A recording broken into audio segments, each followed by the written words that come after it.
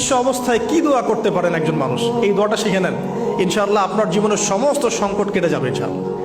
আমি নিজেও এই দোয়াটা বেশি বেশি করার চেষ্টা করি। দোয়াটা হচ্ছে, মুসা আলাইহিস সালাম একটা গাছের নিচে হেলান দিয়ে বসলেন, বসে দেখলেন দুইজন মেয়ে দাঁড়িয়ে আছে দূরে, পানি নিতে পারছে না, লোকজন পানি নিয়ে যাচ্ছে, ওরা দাঁড়িয়ে আছে বেচারি। মুসা আলাইহিস সালাম গিয়ে বললেন, কি সমস্যা আপনাদের? এটা নিয়ে আপনারা আবার মেয়েদের সাথে কথা বলার চেষ্টা করেন, ঠিক আছে? তো মাহারাম গায়রা মাহারাম মেনে চলে। তারা বললেন যে আমাদের বাবা অনেক বৃদ্ধ মানুষ, আমরা পানি নিতে পারি না যতক্ষণ না আমাদের কম পানি নিয়ে চলে যায়। মুসা আলাইহিস সালাম একটু বললাম না, ফিজিক্যালি খুব স্ট্রং ছিলেন, থাকে না বডি বিল্ডার, সামনে গিয়ে কথা বলে সরো পানি দিতে দাও, তখন মানুষ একটু মূল্যায়ন করে না। তো মুসা আলাইহিস সালাম এভাবে পানি নিয়ে দিলেন এবং বাছুরদেরকে পানি পান করালেন, করিয়ে গাছের নিচে এসে বসে আছেন। বসে বসে তিনি দোয়া করছেন, এই যে দোয়াটা তিনি দোয়া করছেন, রব্বি, একটা নেক কাজ করলেন, নেক কাজ করলেন না, মানুষের উপকার করলেন, নেক কাজ করে এসে গাছের নিচে বসে দোয়া করছেন, আল্লাহ এখানে তো আমার খাবার পানি বাসস্থান কিছুই নাই, আমি কি করব? রব্বি ইন্নি লিমা আনজালতা ইলাইয়া মিন খায়রিন ফাকির, রব্বি ইন্নি লিমা আনজালতা ইলাইয়া মিন খায়রিন ফাকির। আবার বলেন, রব্বি ইন্নি লিমা আনজালতা ইলাইয়া মিন খায়রিন ফাকির। অর্থ হচ্ছে, হে আল্লাহ, তুমি তোমার পক্ষ থেকে আমার উপরে যে নিয়ামতগুলো দিবে, আমি এর জন্য ফকির হয়ে বসে আছি। আল্লাহ অর্থ বুঝে পড়বেন ভাই, নামাজ রোজা হজ জাকাত যাই করেন আল্লাহর ওয়াস্তে অর্থ বুঝে পড়বেন। অর্থ বুঝে পড়লে আপনার ইবাদতের স্বাদ পাবেন, তৃপ্তি পাবেন, আল্লাহর সাথে কানেকশন হবে, আল্লাহর নূর পাবেন, মাআরিফত পাবেন, সত্য স্বপ্নও দেখবেন তখন ইনশাআল্লাহ। তখন শুয়ে শুয়ে সত্য স্বপ্ন দেখবেন ইনশাআল্লাহ। আল্লাহ পাক তৌফিক দান করবেন। এবার আল্লাহ পাকের সাহায্য নেমে আসলো, ওই দুই মেয়ের মধ্যে একজন হেঁটে হেঁটে চলে আসছে। এবার এই মেয়ের হাঁটা সম্পর্কেও কোরআন কথা বলেছে, সুবহানাল্লাহ। এই মেয়ে কিভাবে হেঁটে এসেছে এই হাঁটার বর্ণনাও কোরআন দিয়েছে। কোরআন বলেছে এই মেয়ে হেঁটে আসছে লাজুক পায়ে। এখন আপনি এই পুরো ওয়ার্ল্ডের মেয়েদের হাঁটা দেখেন, লজ্জা আছে? তাহলে মেয়েদের সাথে লজ্জা একটা গভীর সম্পর্ক আছে। এই মেয়ে প্রশংসা আল্লাহ পাক কোরআনে করলেন, লাজুক পায়ে লাজুক ভঙ্গিতে অবনত নয়নে সে হেঁটে আসলো। এখন আপনি কেলে যান, গো টু খেল, আপনাদের টুইন টাওয়ারে যান, দেখেন সবার হাঁটার চলা দেখেন। হায়া লজ্জার কোনো বালাই আছে এখানে? আমি গত লেকচারে বলেছিলাম যে আদম আলাইহিস সালাম এবং হাওয়া আলাইহিস সালাম, ইবলিস তাদের সাথে প্রথম যে আচরণ করেছে ওই ফল খাওয়ানোর পরে, সেটা কি? তাদের গা থেকে পোশাক খুলে পড়ে গেছে, মানে নগ্ন করে দিয়েছে আমাদের পিতামাতাকে, মহাবিশ্ব নগ্ন করে দিয়েছে কে? ইবলিস। তো এখন এই পৃথিবীতে আমরা যারা নগ্নতার চর্চা করছি, তার কার এজেন্ট আমরা বুঝতে বাকি আছে?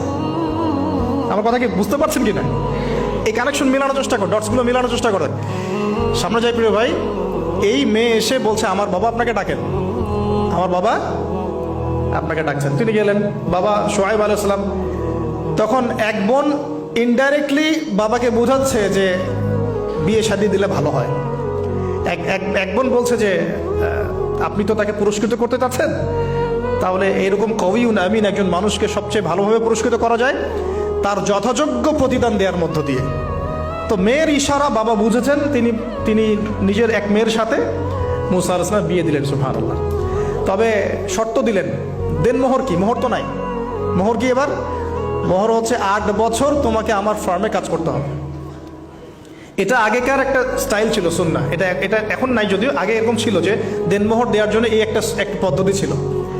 যেমন ইয়াকুব আলাইহিস সালামের ক্ষেত্রেও এরকম 7 বছরের কথা আসছে, তিনি 7 বছর তার শ্বশুরের ফার্মে কাজ করেছেন। এটা নতুন ছিল না ওই সময়, এটা কমন ছিল।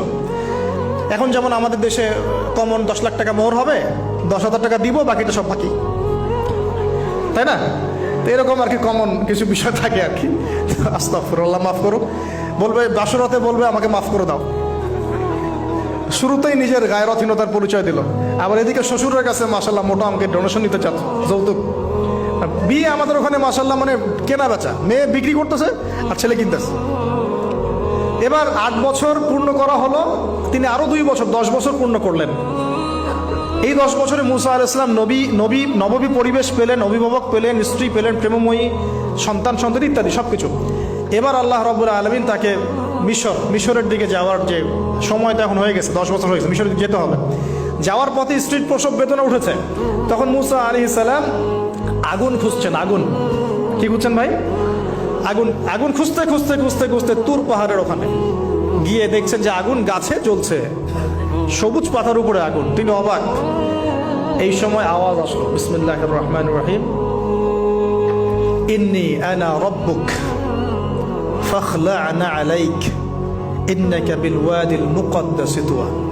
মুসা, ইন্নানি আনা আল্লাহ লা ইলাহা ইল্লা আনা ফা'বুদনি ওয়া আকিমিস সালাতা লিযিকরি। মানে এখানে অনেকগুলো কথা আছে, সূরা তাহার মধ্যে আছে।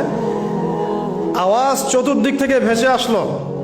মহান আল্লাহ রব্বুল আলামিন তার শান অনুযায়ী, তার ইজ্জত অনুযায়ী তিনি যেভাবে কথা বলেন সেভাবে মুসা আলাইহিস সালামের সাথে কথা বললেন। আল্লাহু আকবার।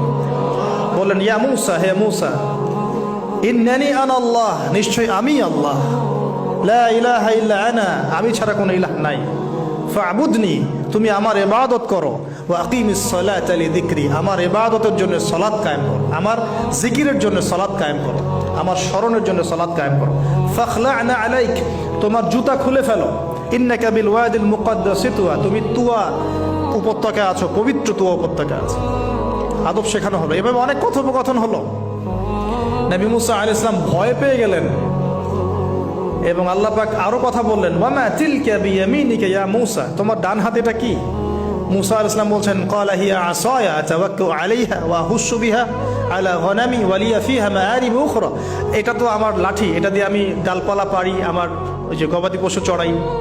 আল্লাহ পাক বলছেন যে ছুঁড়ে মারো, আলকিহা ইয়া মুসা, এটা ছুঁড়ে মারো। ফালকাহা, তিনি ছুঁড়ে মারলেন, ফাইদা হিয়া হাইয়াতুন তাসা, এবং এটা ছোটাছুটি শুরু করলো, বড় একটা সাপ হয়ে গেল। সুবহানাল্লাহ। এগুলো কোনো গাল গল্প নয়, এগুলো আল্লাহ রাব্বুল আলামিনের মুআজিজা, মুআজিজাতুল কুবরা, এটা বড় মুআজিজা। তিনি পিছনের দিকে দৌড়ানো শুরু করলেন সাপ দেখে, খাইফা ইয়াতারাক্কাব, মানে ভয়ে দৌড়ানো শুরু করলেন। আল্লাহ পাক বলছেন, লা ইয়াখাফু লাদাইনাল মুরসালিন, আমার কাছে রসুলগণ ভয় পায় না, তুমি ভয় পেও না, তুমি ওটাকে ধরো পিছন থেকে, সেটা আবার লাঠি হয়ে যাবে। পিছন থেকে হাত দেওয়া হলো, লাঠি হয়ে গেল। সুবহানাল্লাহ। এবার বলছে যে তুমি তোমার বগলের নিচে হাত ঢুকাও। মুসা আলাইহিস সালাম বগলে হাত ঢুকালেন, বের করলেন, হাত থেকে টর্চ লাইটের মতো আলো বের হওয়া শুরু। এটা দ্বিতীয় নিদর্শন। কেন দেয়া হলো নিদর্শন? এবার আল্লাহ পাক তার দায়িত্বটাকে বলছেন, তোমাকে নিদর্শনগুলো কেন দিলাম, তোমাকে মনোনীত কেন করলাম, কেন তোমাকে মনোনীত করলাম মুসা, তোমার কাজটা কি? তোমার কাজ এখন এটা, ইযহাব ইলা ফিরআউনা ইন্নাহু তাগা, তুমি ফিরআউনের কাছে যাও। ফিরআউন সীমা লঙ্ঘন করেছে, মনে আছে ফিরআউনের কথা? সীমা লঙ্ঘন করেছে। তখন মুসা আলাইহিস সালাম তার অপারগতা প্রকাশ করছেন এভাবে। তিনি বলছেন, আল্লাহ, আমার তো জিহ্বায় জড়তা আছে, আর আমি তো ওখানে এক ব্যক্তি, আমার খুনের অভিযোগ আমার কাঁধে, আমি এখন কিভাবে কি করবো আল্লাহ? তখন আল্লাহ রাব্বুল আলামিন বলছেন, এই দোয়াটা করো।